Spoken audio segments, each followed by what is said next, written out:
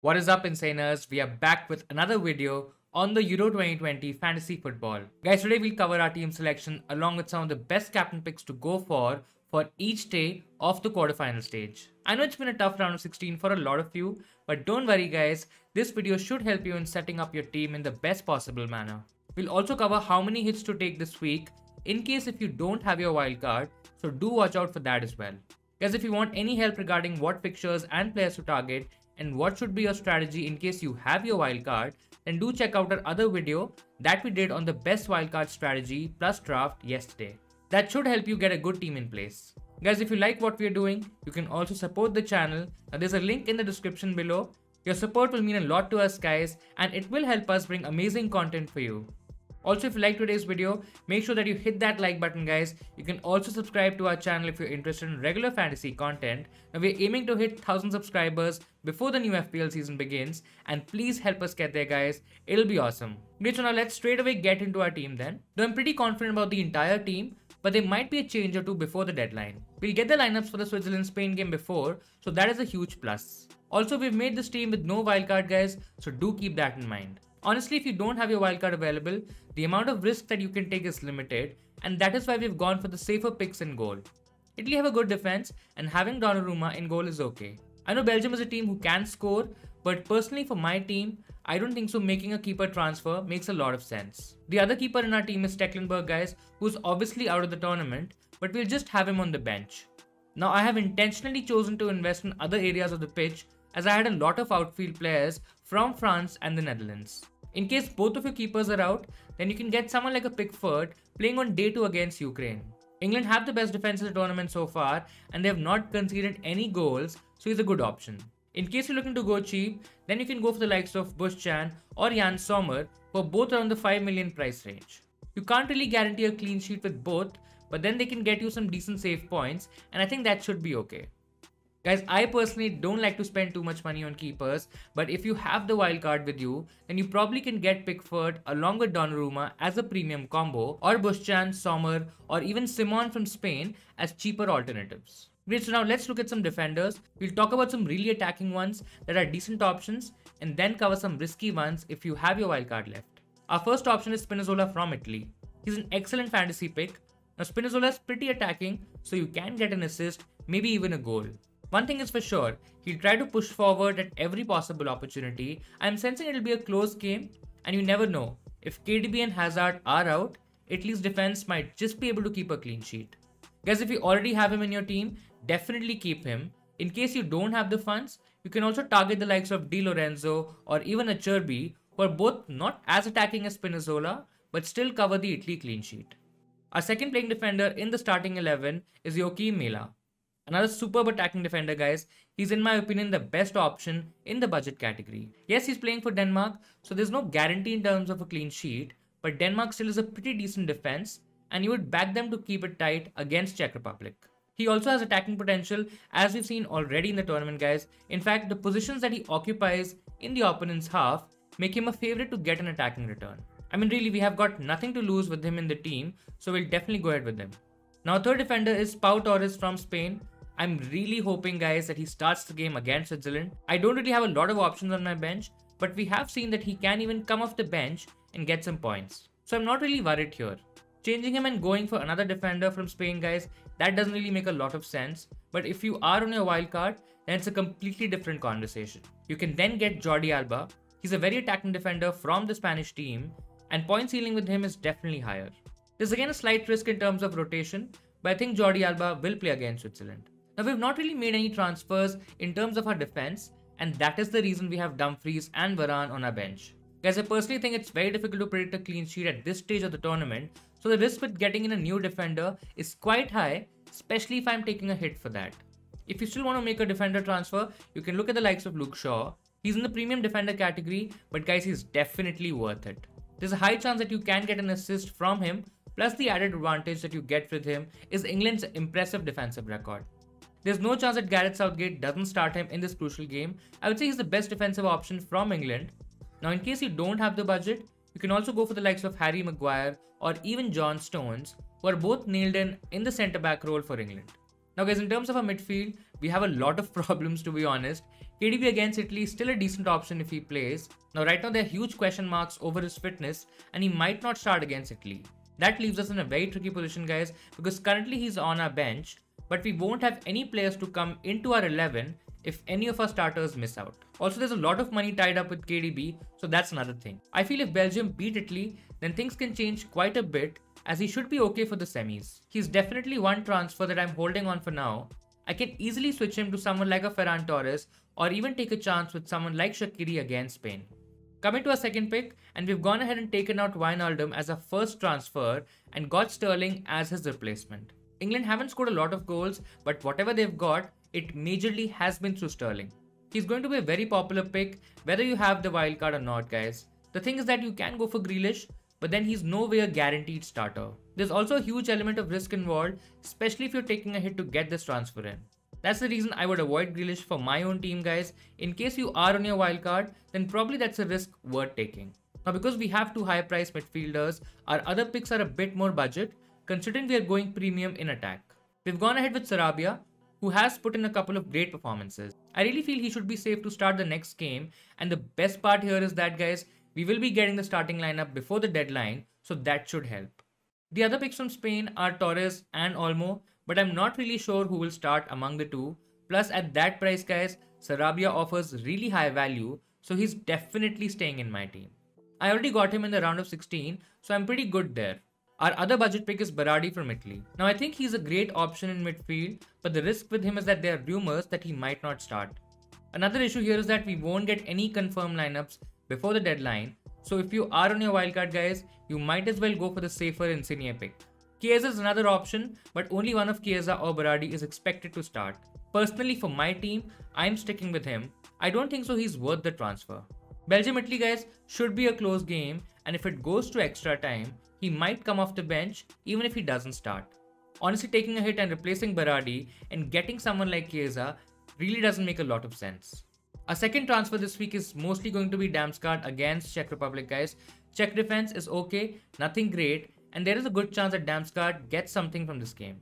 He wasn't a consideration for the round of 16 as well, but we had the money in the bank and we went ahead with Forsberg, who got knocked out.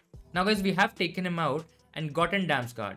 I could have gone for someone like a Højbjerg as a cheaper alternative, but I feel Damsgaard has a higher goal threat and his overall point ceiling looks to be higher too. Okay, so now let's talk about some forwards. As you can see, we have gone for three kind of premium picks. Again, these are not the most expensive options out there, but still nowhere close to being budget guys. We already had Immobile from the round of 16, and taking him out doesn't make sense when both of our forwards, Memphis Depay and Karim Benzema, had to be replaced. Italy's generally look good in attack, but I'm not 100% sold on Immobile. If I had the option, I would have probably gone for a cheaper Italian midfielder instead, especially Insigne, who is a pretty much nail starter guys. Our second striker and our third transfer this week is Harry Kane from England. Now to be honest, he's looked a bit off in the tournament so far, but did score against Germany. Of course, the German defense was a handful for him guys, but Ukraine will be a lot different. He probably should have an easier time against them, and he can score too. The most reassuring thing about him is that he's a nail starter and generally plays 90 minutes in every game. He's probably one of the favorite captain options too for the second day of quarterfinals, and that is a huge plus. Guys, I feel like Sterling, he'll also be a popular transfer this week, especially when people have to replace the likes of Depay, Ronaldo, and even Benzema from their teams. I think it's okay to take a hit for him, especially if you're looking to double down that advantage by captaining him. Now coming to our final forward, and he's Morata from Spain guys. I know some people won't agree with me, but he's looking like a solid pick and a great captaincy option for day one of the round. He's a replacement for Benzema, and I think like Kane, he's also a pretty good option.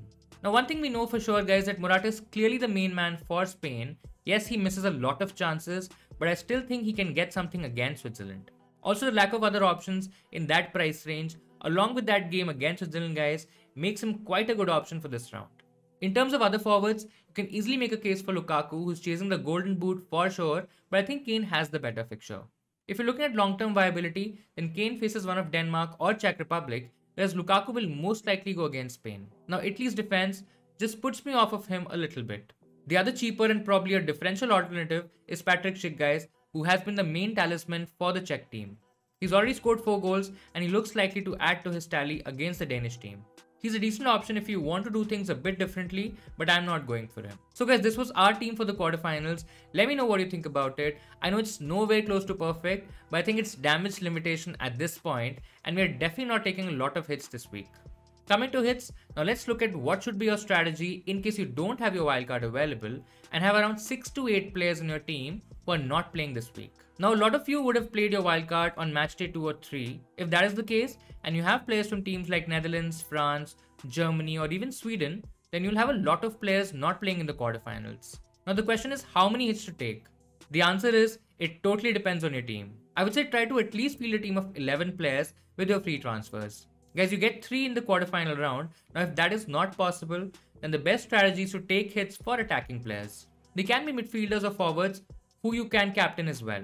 Now the idea here is to maximize the points from these incoming players.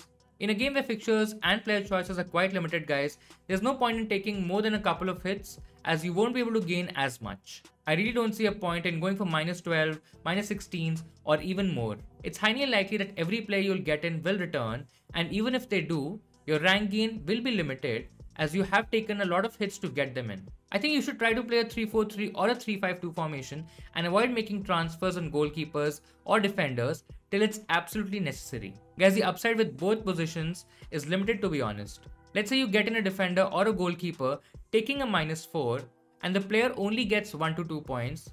Now you're already losing out on points by making that transfer. Guys, the truth is that you don't have to have a full squad of 15 players. I mean, it's not necessary. A lot of people will be taking hits like -16s, -20 or even -24, and guys, you can actually play smart here by avoiding that and doing enough to get a team of 11 players. Then you can actually fix whatever is broken in the semi-finals when you get 5 free transfers. Clearly there will be a lot more scope at that stage. This is definitely going to be my strategy guys. I don't think so I will take more than a -8 in any situation. What will be your strategy? Are you going crazy with transfers and taking a lot of hits? Do let me know in the comments below. Now let's look at some captaincy options for the quarterfinals. We'll go day wise starting with day 1. Now there are 2 fixtures happening on this day and we'll get to know the lineups for at least one of them. I think guys both fixtures look okay for some differential captain options. If you're targeting the first game, then you can bet on a couple of Switzerland players as well. As far as I know, mostly people will be going for Spain players, so there won't be a lot to gain, especially if you're chasing. Shaqiri is an important player for Switzerland who's also a decent fantasy option. A lot of play goes through him and I genuinely think Switzerland can get something from this game. Now in case you really want to take your chances, you can also go for the Swiss forward Haris Seferovic guys, who scored 3 goals in his last 2 games. Now if you want to play safe, then Morata, Ferran Torres and Sarabia are all good options from Spain. Guys, before putting the armband on any of them, do make sure you check the lineups, you update your squad and go for the right captain. Out of the 3, if I had to rate, I think Morata is the most nailed, so he will be my number 1. Now based on recent performances, Sarabia will be 2nd and Ferran Torres will take up the 3rd spot. You have the Belgium-Italy game as well, but I think it'll be pretty tight. There might just be a single goal game and I'm personally not very comfortable captaining anyone from that game guys. You can of course go for the likes of Lukaku or even Insigne, but I would probably target the Spain fixture. Coming to day 2 captaincy options, and I think England-Ukraine game has to be the standout one. You have the likes of Harry Kane and Raheem Sterling who are good options. I would have preferred Kane over Sterling if this was the Premier League, but Sterling has been the main scorer for England in this tournament and he'll just about edge it for me. Now guys, if you want to go differential, you can also look at the likes of Luke Shaw. Yes, I'm talking about a defender and he's the English defender, Luke Shaw. Now he's quite attacking and England are very much capable of keeping a clean sheet in the game as well. I won't really look at options from Ukraine. I feel the England players are too good to pass for this one. Now you can also look at the other game, but like the Belgium-Italy game, I won't really go for the Denmark-Czech Republic game. In any case, if you want to do things differently, then you can go for Patrick Schick, who has been in fine scoring form. Guys, I'm not 100% sure in terms of who will start between Poulsen or Dahlberg, but one of them could also be decent. Damsgaard is another option from Denmark, but I just feel it's too risky. So guys, these were our captain picks across the 2 days of the quarterfinals. Who will be your captain for the quarterfinals? Guys, let me know in the comments below. That'll be all from my side guys. I hope you liked today's video. Give it a thumbs up if you found it useful. Next, we'll be doing a deadline stream an hour before the quarterfinal deadline. So in case you want any help regarding transfer moves, chip strategy, or anything around captaincy, make sure to join us for the quarterfinal deadline stream. Just one more thing before we end this video guys. If you like today's stuff, make sure to hit the like button. You can also consider subscribing to get regular Euro 2020 updates and videos. do think about your strategy before locking in your transfers. All the very best for the quarterfinals, guys. I hope you have a really great week, and I'll see you insaners next time.